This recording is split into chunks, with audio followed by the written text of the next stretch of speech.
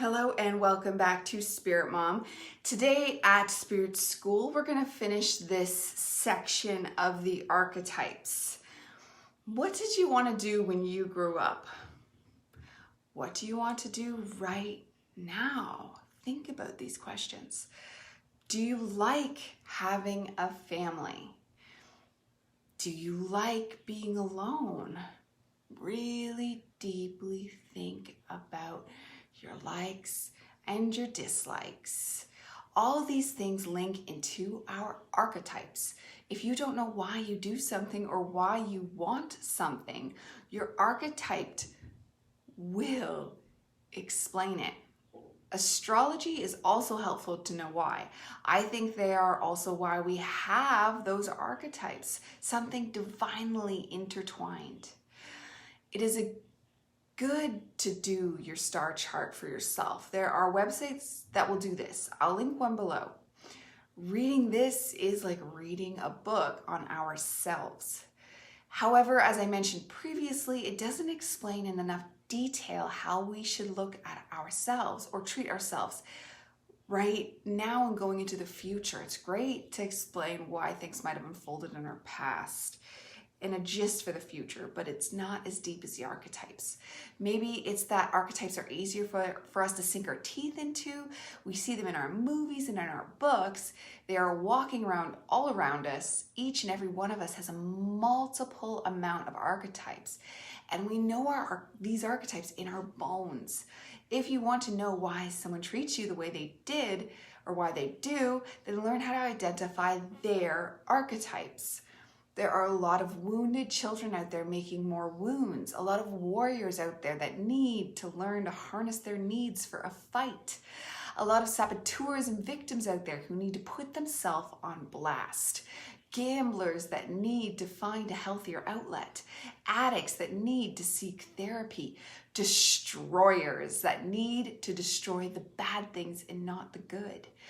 Equally, there are a lot of artists and magicians and magical children that need to learn to metaphorically fly, informers that need to inform, mothers who need to mother, teachers who need to teach, lovers who need to love, healers that need to heal.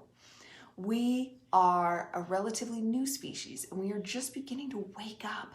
Our archetypes are a tool to help us to do this, how we discover the us inside of us.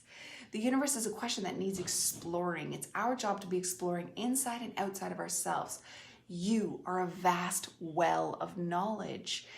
Shut off the TV, especially the news, and discover you. Who are you really? You are more than they are telling you. There is a magic inside you waiting to come out.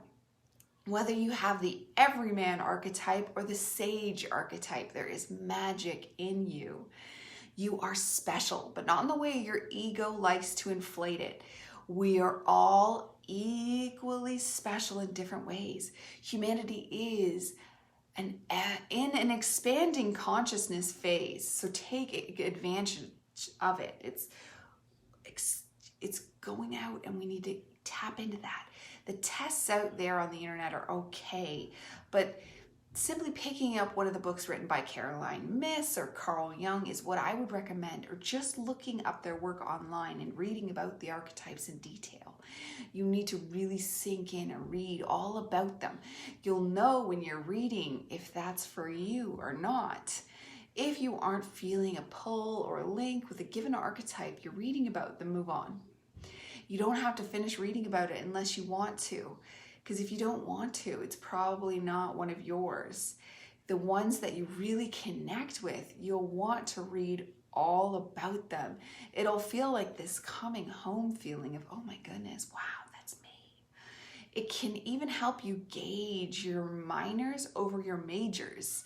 The more you identify with it, the larger part of you it will hold. Equally, it'll make the one you want to read about the most. So the ones that you really want to read about, that's probably a bigger chunk of you, where the ones you're like, oh, that's cool, that's probably a minor chunk, because remember, we have those 12, but 4 are the permanent ones we already looked at, and we looked at them because they are everyone and they are probably a problem to deal with. I mean, the victim, the saboteur, and the prostitute are problems.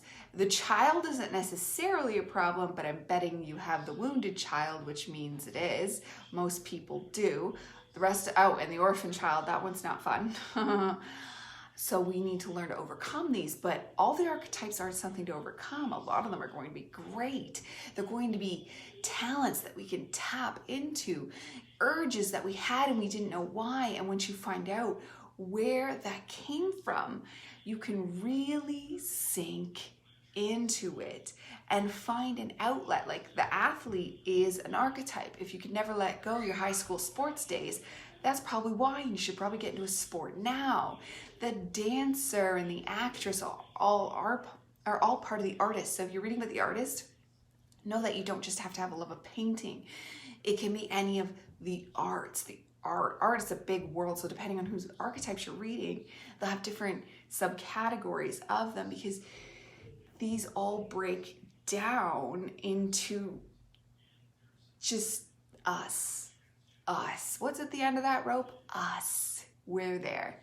So these are going to help you find you, and your unique 12 make up the unique you.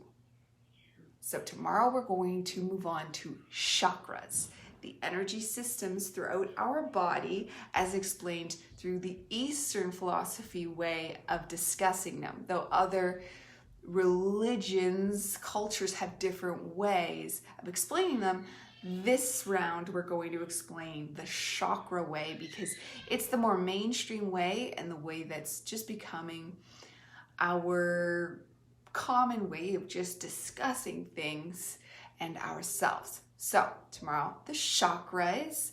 Good luck discovering you, people. Do a deep dive into this. It's a self journey that you have to do. Goodbye for now, Spirit Mom.